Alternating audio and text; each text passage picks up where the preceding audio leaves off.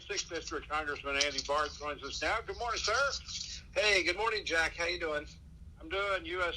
Congressman Barr has been selected to serve on the House Foreign Affairs Committee. First of all, congratulations. That's an honor.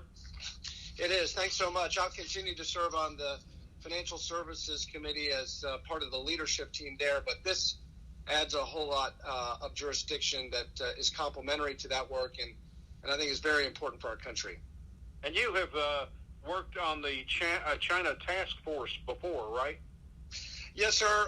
Some of the most consequential work in my 8 years in Congress was last Congress, working on the China task force, where we unveiled over 400 forward-leaning recommendations on how to prepare for the multi-generational conflict with the Chinese Communist Party. This is the most significant and serious national security threat facing our country, and the pandemic and the origins of the pandemic in the Wuhan area of China is really a wake-up call.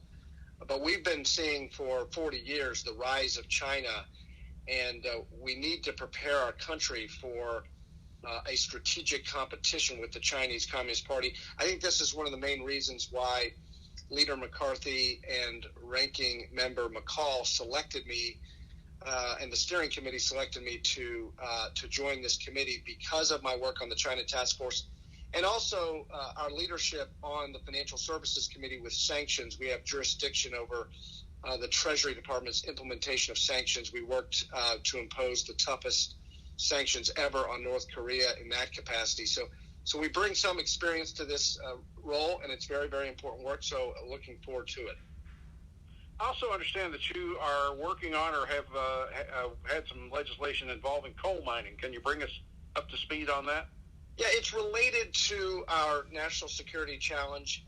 One of the things that we've learned from the pandemic is supply chain resiliency, and energy independence is there's a geopolitical component to that. That's why I'm very, very concerned about some of these unilateral executive orders from the Biden administration that are reversing some of the policies that have not only given the United States energy independence, but energy dominance, which has a foreign policy component to it.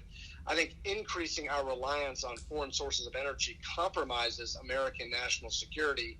And I think the Biden administration is moving exactly in the wrong direction there.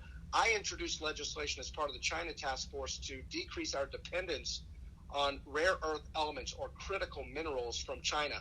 I think the American people would be shocked to know that many of our rare earth elements that go into our weapon systems and national security equipment actually is sourced from China because we have overly bureaucratic rules relating to mining. We can get a lot of those rare earth elements and minerals that go into our weapon systems and our national security equipment from coal.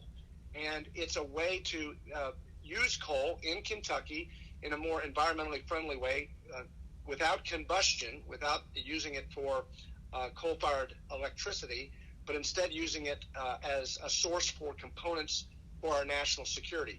My bill would expedite the permitting for coal mining for that purpose, for that national security purpose, and it would increase our supply chain resiliency. But we need to do that not just for national security weapons and our airplanes and aircraft and other equipment, but we also need to do it for medical supplies and pharmaceuticals, which again, we've learned we have far too much dependency on China for those critical medical supplies.